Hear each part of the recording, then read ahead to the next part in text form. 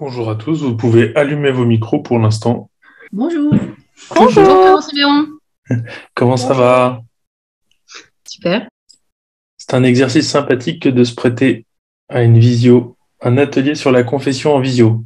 Il est bien possible que plusieurs parmi vous ne me connaissent pas. Je m'appelle Frère Jean Siméon, je suis frère de la communauté Saint-Jean, prêtre depuis bientôt 6 ans. Donc je suis un jeune prêtre par rapport à d'autres, et je suis rentré chez les frères en 2001.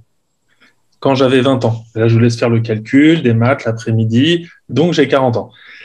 Avant de venir ici, pendant 10 ans, j'étais en Maine-et-Loire, où j'ai accompagné d'anciens toxicomanes dans un parcours de reconstruction avec l'association Saint-Jean-Espérance. C'est au sein de cette mission, au cours de cette mission, que j'ai été ordonné diacre puis prêtre. J'avais déjà terminé ma formation philosophique et théologique. Pour lancer aussi sur le thème de l'atelier, comme on l'a fait un petit peu dans notre échange tout à l'heure très simplement, la confession et moi a toujours été un combat. Parce que au cours de ma vie, je suis passé par plein de moments où, si je pense que pendant les années de formation, là, il y avait quelque chose de très simple, ça faisait partie du programme de vie, comme les cours, comme plein de trucs. Mais sinon, comme on l'a un peu évoqué tout à l'heure, avec certains, en attendant que les autres arrivent, ben en fait, parler à un autre de la zone obscure qui est en moi, pas toujours si facile. C'était un peu la question. Donc, j'avais mis, grâce à Tiffaine qui en a créé le visuel, abordé avec un petit fond de la notion de Star Wars, la guerre des étoiles, le côté obscur. Parce que bien entendu, on peut toujours aborder la confession selon le mode très traditionnel. Mais si pour ça, il n'y a pas besoin de moi. Vous ouvrez Internet, vous allez sur le site du Vatican, il y a le catéchisme de l'Église catholique qui vous présente ce qu'est le sacrement de la réconciliation.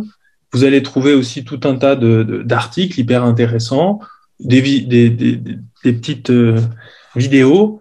Je vous en partagerai une tout à l'heure, qui est sur le site des évêques de France, qui est de l'abbé Grosjean, sur peut-être trois écueils, avec des solutions qui nous sont proposées. Mais avant ça, peut-être c'est de se dire, bon, les uns et les autres qui sommes là cet après-midi, puis alors ça, c'est la difficulté de la visio, c'est qu'on ne va pas se voir tous. Et moi, étant plutôt un relationnel, c'est une bonne épreuve pour moi. Je vais vous mettre en... Tac. C'est de se dire, si j'étais un peu honnête avec moi-même, quels sont les obstacles extérieurs que j'ai pour aller à la confession et quels sont les obstacles intérieurs? Les obstacles extérieurs, parler à un autre homme. Déjà parler à un autre, et peut-être du fait qu'il soit un homme. Un obstacle extérieur, c'est le genre d'homme à qui je vais parler. Est-ce que je vais choisir un prêtre sourd, aveugle, malentendant, étranger, que je ne reverrai jamais? Ça, c'est extérieur. Il y a aussi les problèmes intérieurs. Qu'est-ce que je fais avec ma culpabilité, ma gêne, ma honte? Est-ce que la notion de péché, c'est vraiment clair pour moi ou je surfe un peu sur la vague? Qu'est-ce que j'attends de la confession? C'est un temps d'accompagnement parce que au fond, bah maintenant, comme les prêtres, ils sont pas trop accessibles et comme moi, je peux être accompagné que par un prêtre, et ben, je vais à la confession comme ça, j'aurai de l'accompagnement. Ou au contraire, je vais aller en confession, mais je vais essayer de dire le moins possible pour être sûr que je rougisse pas, que je devienne pas écarlate.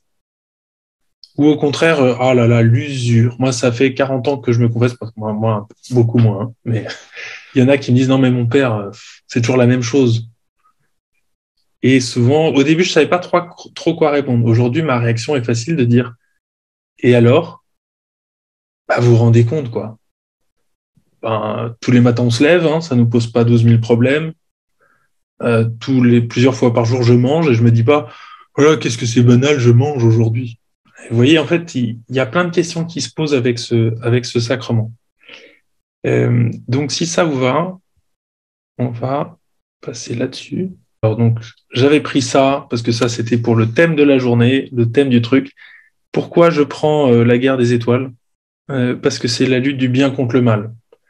Dans la guerre des étoiles, vous avez les Jedi, ces héros qui sont des âmes ou des hommes ou des femmes, mais souvent qui ont un peu comme des moines ou des prêtres qui vivent une sorte de célibat. Eux, ils sont chargés d'être défenseurs de la lumière. Et puis contre eux, vous avez généralement tout un tas de personnages plutôt mauvais, qui au fond viennent soit qui sont objectivement mauvais, soit qui viennent les tenter. Et là, on retrouve un thème qui est propre à chacun d'entre nous, qui est celui du combat spirituel. Beaucoup d'entre vous nous disent avoir du mal à se confesser ou ne pas savoir concrètement comment se confesser. Alors je vais vous donner un moyen tout simple, je vais vous raconter les 3 façons de rater sa confession. Les 3 styles de confession un peu foireuses qu'on entend parfois. Ça vous évitera de tomber dans le piège et ça vous encouragera. La première confession un peu foireuse, c'est la confession planeur. Vous savez, c'est quand on commence par les petits péchés assez faciles à dire, ceux-là on n'a pas de problème pour les avouer, parce qu'on les regrette à moitié, on les regrette même pas du tout, du style j'ai pas mis le couvert, j'ai tiré les cheveux à ma petite sœur, enfin je sais pas quoi.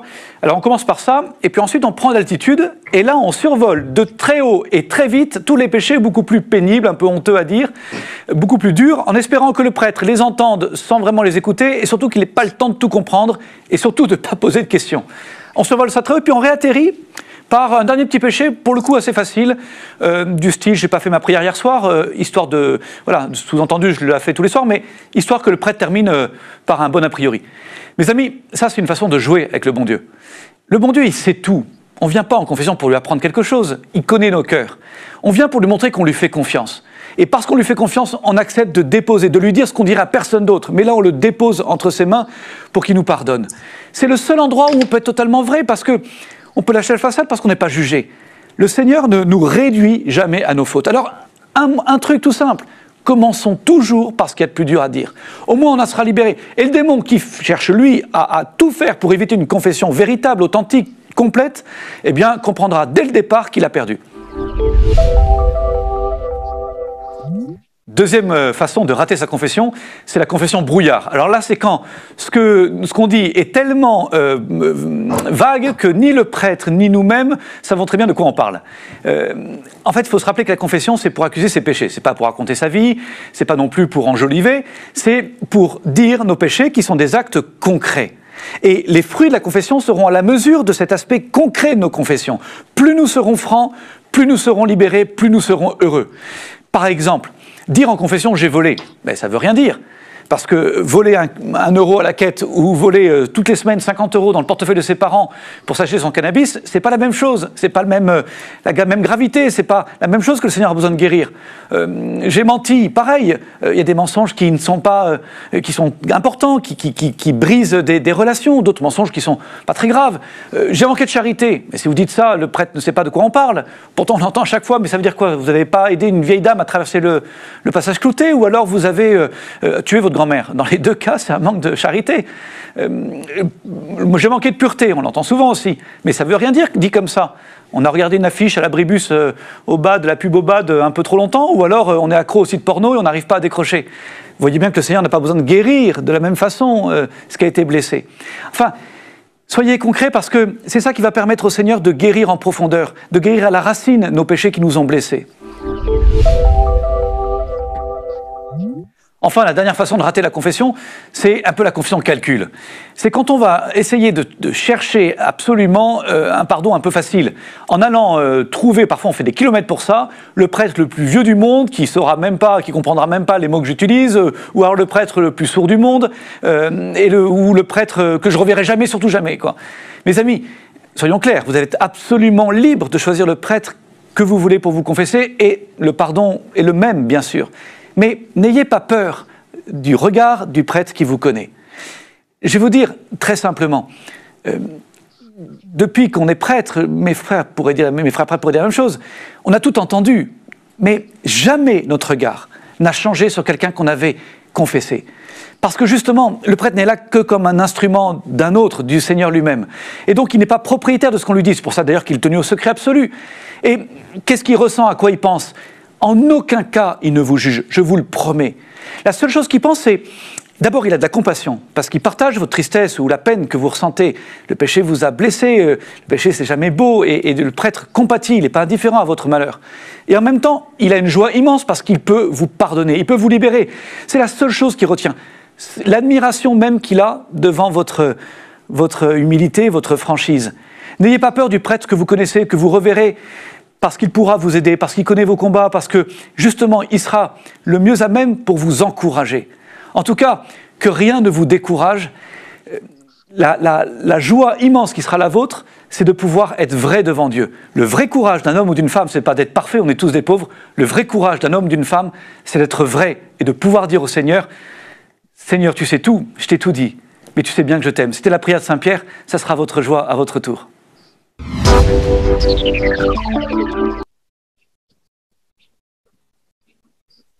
Donc, je ne sais pas si vous connaissiez déjà cette vidéo, mais elle est facile, elle permet d'entrer dans le vif du sujet. Ça y est, j'ai réussi à vous remettre en galerie, parce que c'est quand même mieux que je vous aperçois au moins les uns et les autres. Alors, on est passé... Ah oui, on a augmenté. Le nombre a joyeusement augmenté. Même si on est beaucoup, donc j'ai hésité, soit on faisait des petites réunions, des petites salles et compagnie. Est-ce que, ayant entendu cela, certains parmi vous, alors si vous prenez la parole, je vais vous demander un exercice assez court, c'est simplement de pouvoir dire, voilà, moi dans ce que j'ai entendu, je me retrouve dans ça parce que, soyez bref, ou alors de pouvoir dire, oh non, moi c'est simple, j'étais venu juste en touriste, vous avez le droit de dire, oui, une vidéo comme ça, en quoi elle vous rejoint, en quoi elle vous éveille? Est-ce que certains parmi vous souhaitent prendre la parole? Et donc, vous allumez votre micro, joyeusement, ou pas. Il y a un grand... Personne n'osera prendre la parole. Moi, je peux dire, ça peut m'arriver de survoler parce que j'ai déjà eu une confession qui a été très difficile et j'en suis sortie en pleurant pendant toute la journée pendant une retraite de 30 jours. Donc, du coup, voilà, ça a fait que retourner à la confession quand on a des mots durs qui m'ont blessée, fait que retourner à la confession amène un pas supplémentaire. Voilà. C'est ce qui fait que ça rend difficile d'aller aux profondeurs après. Merci. D'autres réactions? Dire être vrai avec Jésus, oui, mais des fois, je ne sais pas par quoi commencer. Ou je sais, à chaque fois, je me dis, bon, Jésus connaît tout, mais je ne sais pas quoi dire. Et c'est vrai que quand j'y vais, je redis un peu les mêmes choses.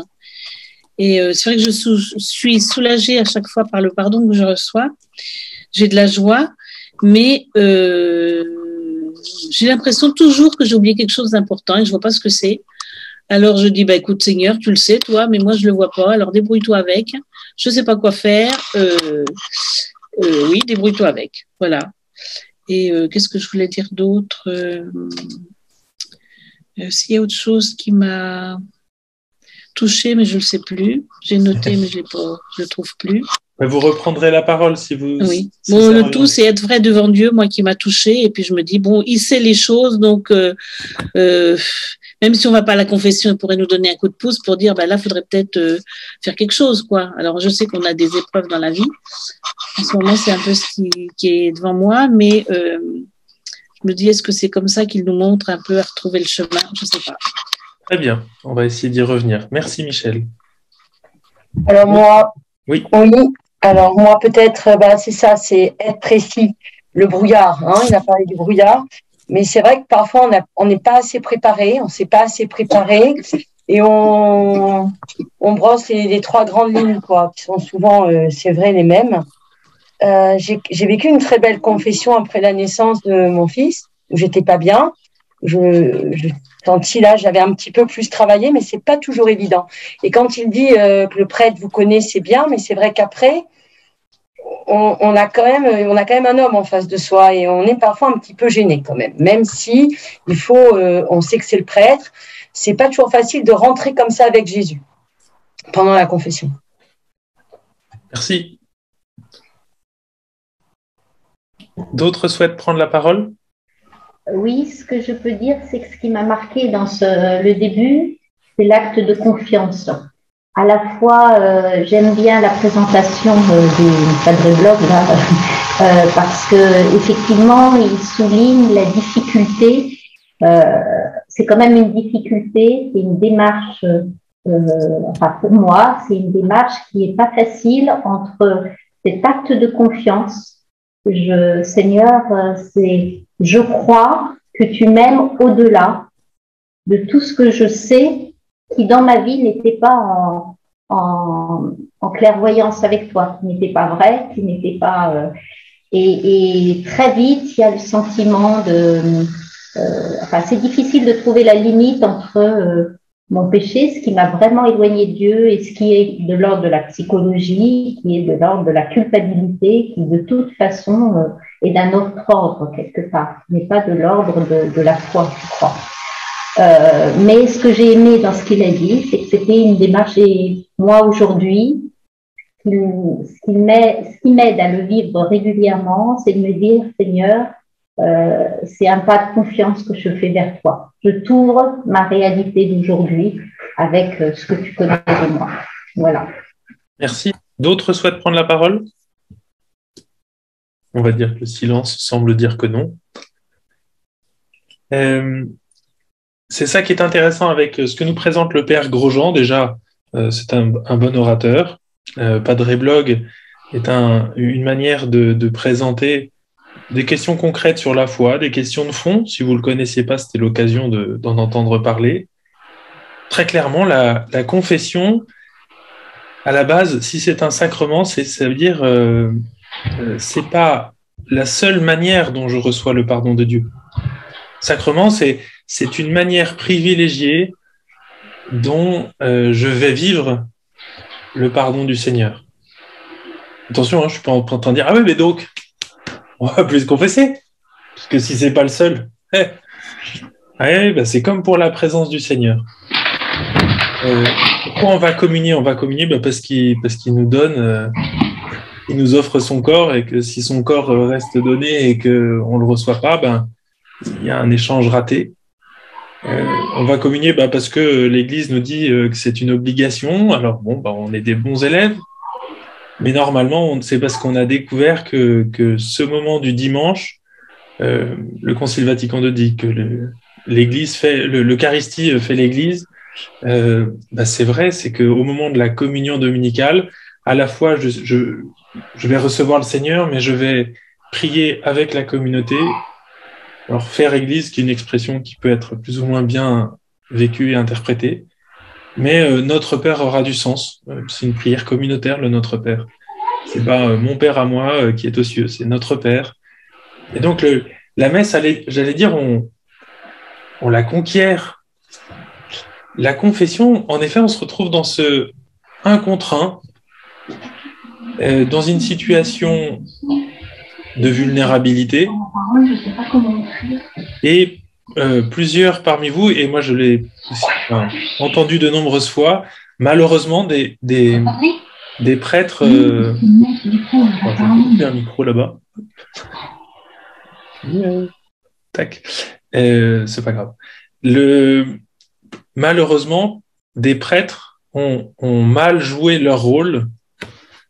Et le pape François, dans Evangelii Gaudium, il dit assez simplement ce qui a été dit, que moi-même j'ai déjà vécu. Ça m'est déjà arrivé de me dire, dans le cœur, ce prêtre-là, plus jamais. Moi, non. Ah non. Le pape François, au numéro 44 d'Evangelii Gaudium. Par conséquent, sans diminuer la valeur de l'idéal évangélique, il faut accompagner avec miséricorde et patience les étapes possibles de croissance des personnes qui se construisent jour après jour. Aux prêtres, je rappelle que le confessionnal ne doit pas être une salle de torture, mais le lieu de la miséricorde du Seigneur qui nous stimule à faire le bien qui est possible. Un petit pas au milieu de grandes limites humaines peut être plus apprécié de Dieu que la vie extérieurement correcte de celui qui passe ses jours sans avoir à affronter d'importantes difficultés. La consolation est l'aiguillon de l'amour salvifique de Dieu qui œuvre mystérieusement en toute personne, au-delà de ses défauts et de ses chutes, doivent rejoindre chacun. Il dit à un autre endroit que nous, on ne doit pas être des douaniers. Hein.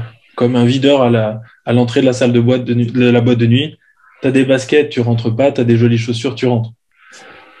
Donc ça, c'est le challenge. Il y a un challenge de la personne qui va se confesser, et nous qui sommes prêtres, nous aussi, nous allons nous confesser, parce que comme chacun de vous, on est dans ce chemin de croissance, et puis il y a ce moment où nous avons, nous, à faire vivre aux autres.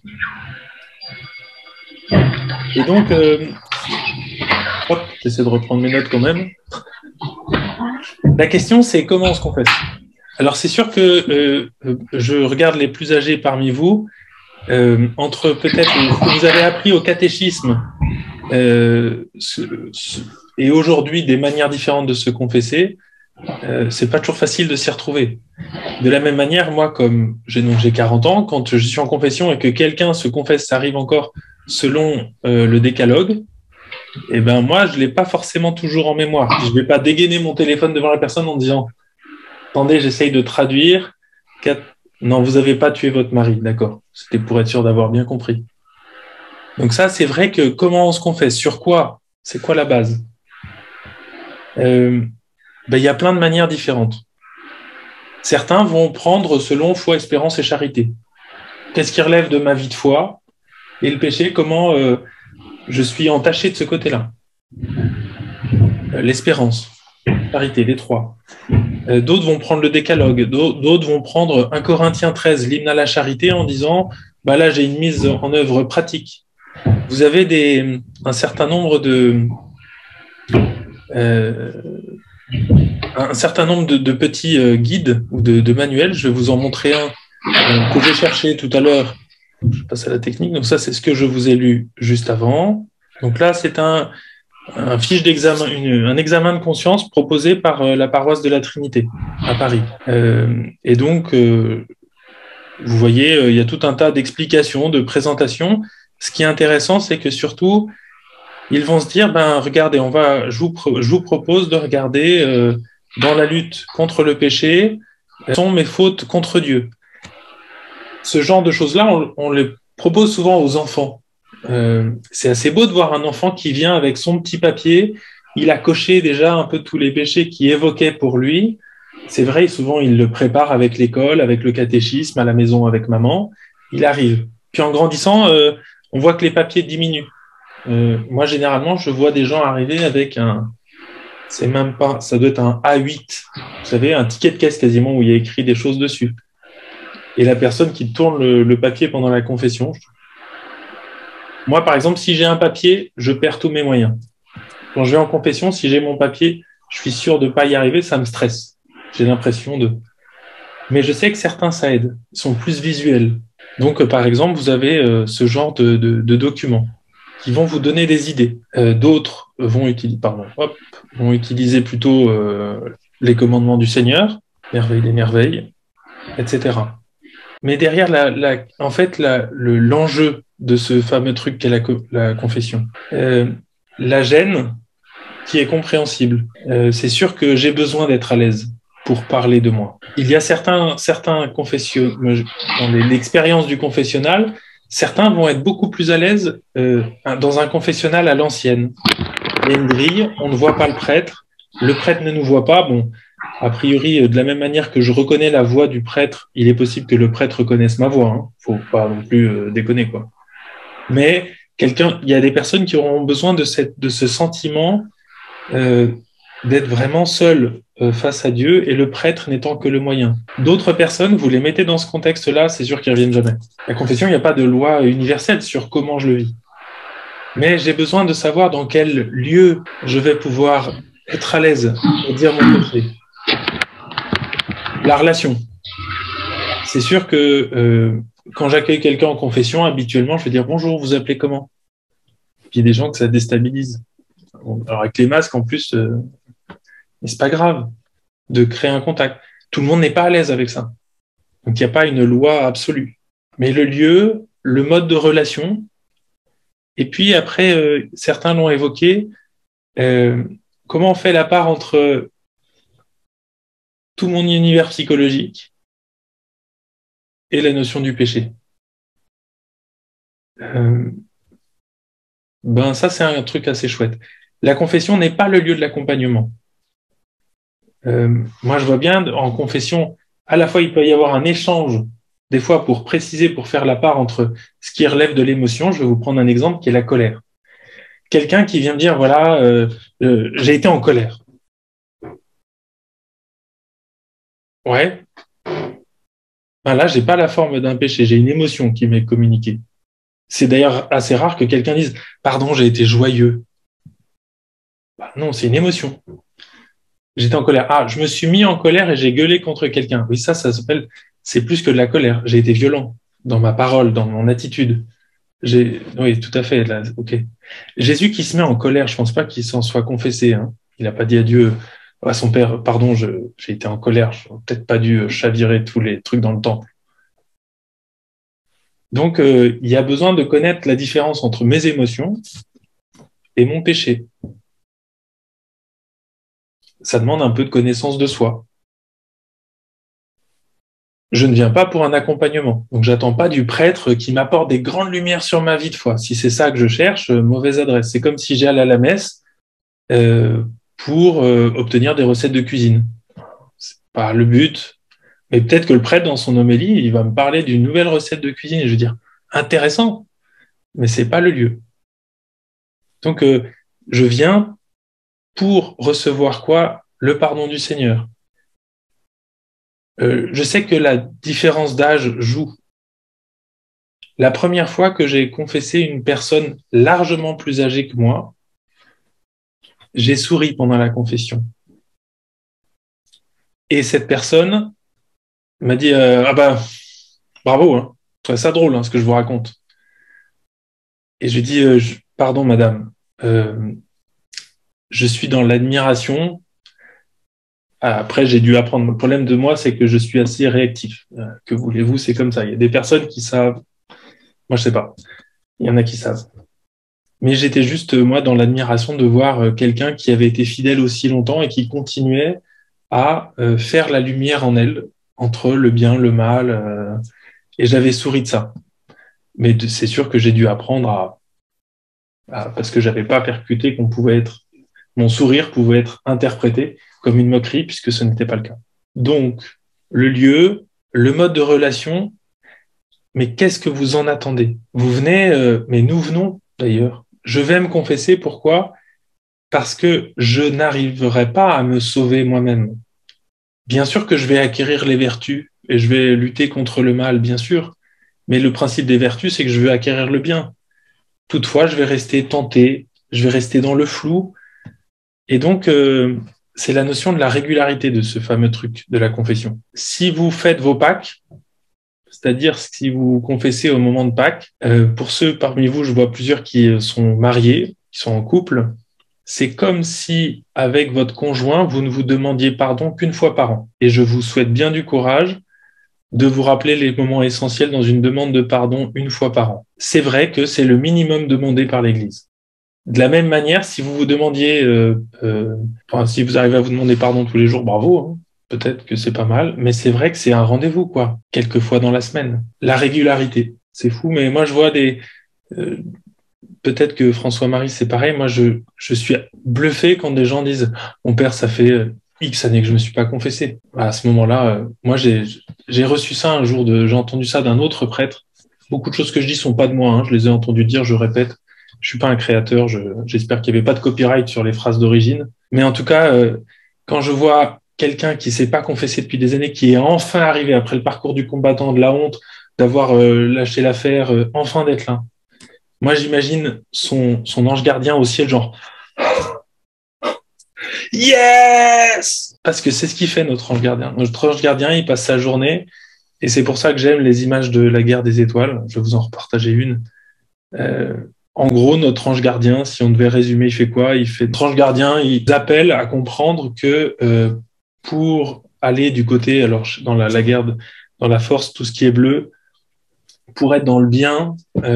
En fait, oui, il faut combattre contre le mal, mais au sens strict, nous, contre le démon, c'est sûr qu'on perd. C'est pour ça qu'on a un ange gardien. Nous, on remarque qu'on s'est fait eu, qu'on est tombé, qu'on a raté, qu'on a... Et à ce moment, au moment où le prêtre nous dit je te pardonne tous tes péchés, pas seulement ce crédit, tous. Il se passe la victoire, quoi. Ça, j'ai pas trouvé de belle image sur la victoire. Moi, si je devais résumer, dans les prises de parole que vous avez eues tout à l'heure, j'allais dire, c'est bien parce que dans vos réactions, il y avait l'essentiel. Être avec Jésus et faire un acte de foi et de confiance, bienvenue au club. Quand je vais me confesser, je suis comme vous. Je dois rechoisir que le prêtre en face de moi est l'occasion pour moi d'entendre le Christ qui me dit que je sois à l'aise ou pas avec le prêtre. C'est vrai que les prêtres, on pourra vous le dire autant qu'on veut.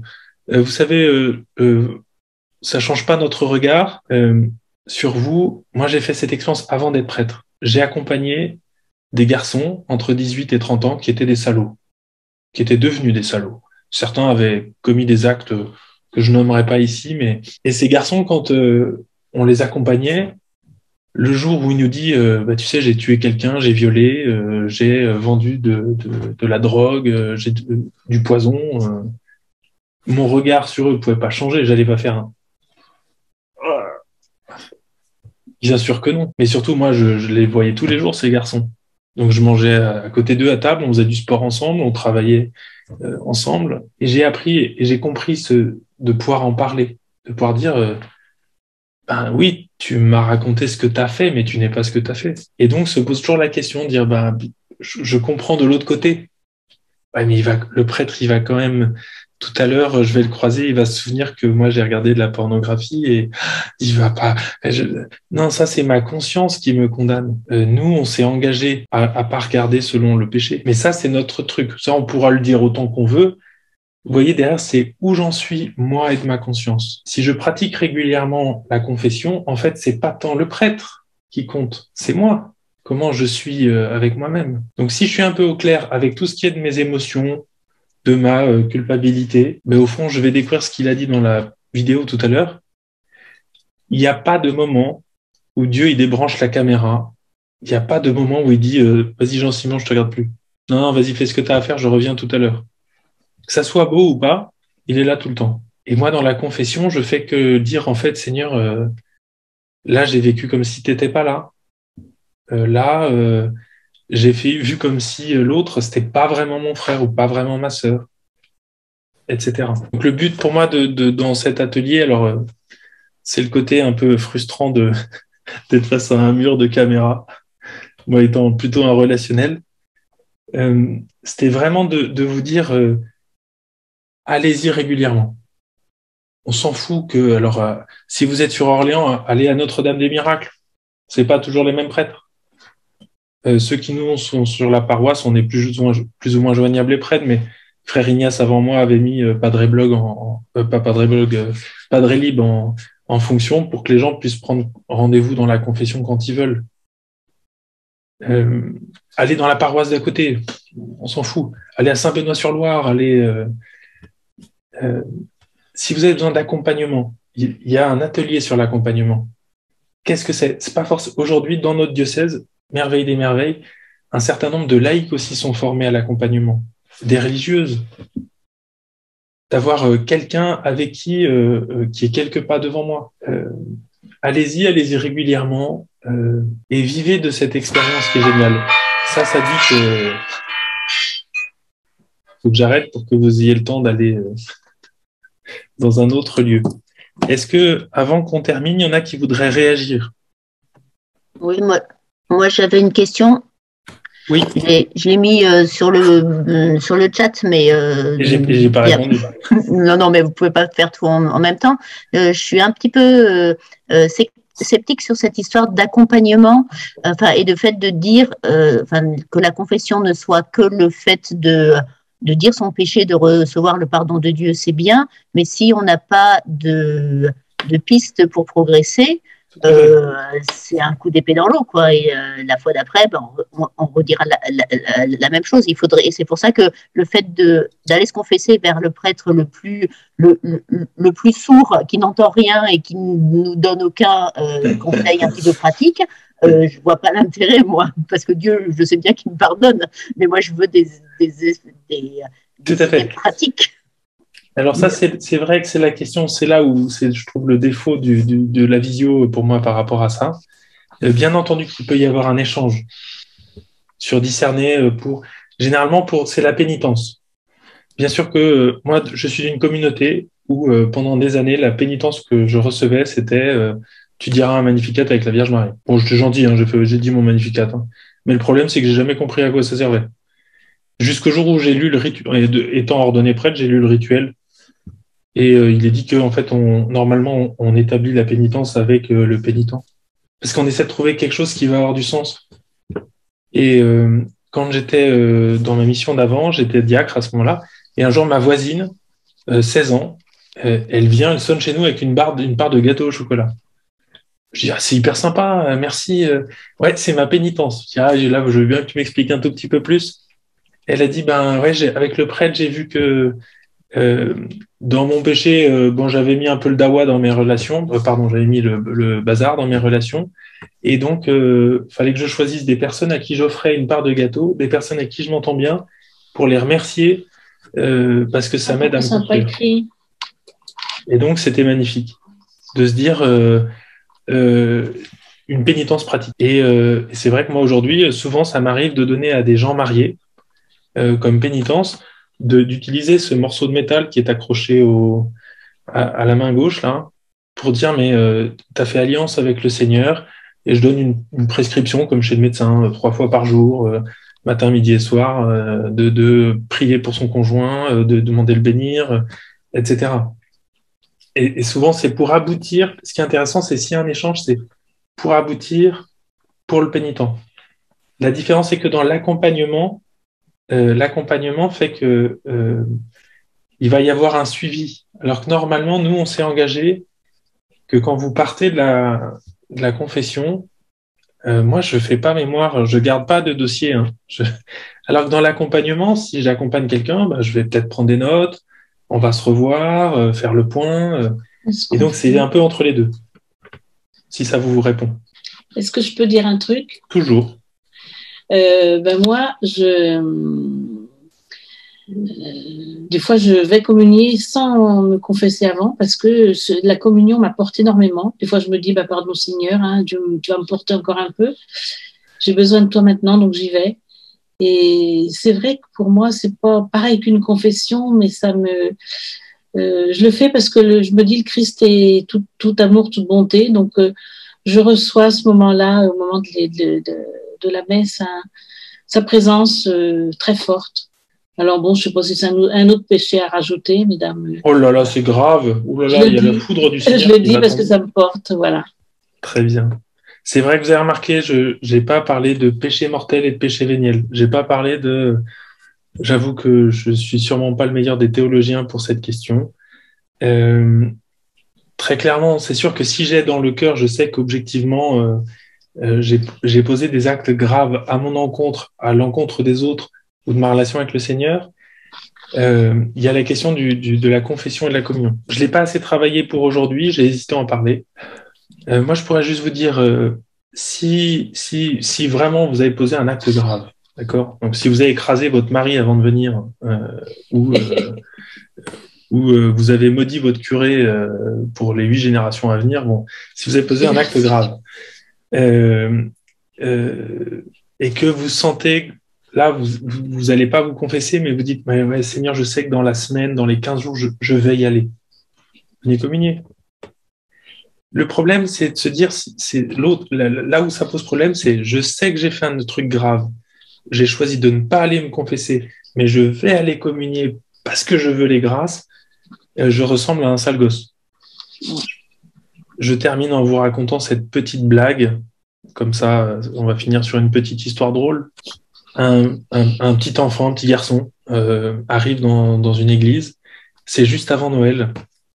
Il sort son sac, sort une super jolie petite feuille de papier, un beau stylo, son stylo. Il écrit « Cher Jésus, c'est bientôt Noël. Cette année, j'ai été très sage, alors à Noël, je voudrais un beau vélo bleu. » Puis il va pour signer et juste au-dessus de lui, une petite statue de la Vierge Marie qu'il regarde comme ça. Il prend son papier, il le jette, il ouvre son sac, il reprend une nouvelle feuille de papier. « Cher Jésus, c'est bientôt Noël. J'ai pas toujours été très sage cette année. Mais quand même, c'est bientôt Noël et moi, j'aimerais bien un beau vélo bleu. » Puis il va pour signer, puis il sent que la statue le regarde toujours. Il déchire sa feuille, il en prend une autre. « Cher Jésus, soyons très clairs. Je n'ai pas été sage cette année, je suis un sale gosse. J'en ai fait voir de toutes les couleurs à ma mère, aux profs. C'est horrible, à mes frères et sœurs, mais bon, c'est quand même Noël. Alors moi, j'aimerais bien un beau vélo bleu. » Il va pour signer. Il regarde Marie, il le regarde, il déchire sa feuille, il en prend une autre, il gribouille un truc, il prend la statue de Marie, il laisse le mot, il se barre. « Jésus, c'est bientôt Noël. Si tu veux revoir ta mère, moi je veux un beau vélo bleu. » Et voilà. Et je vous laisse sur ces belles paroles pour que vous ayez le temps d'aller vers un autre atelier. Et à tous, je vous dis au revoir.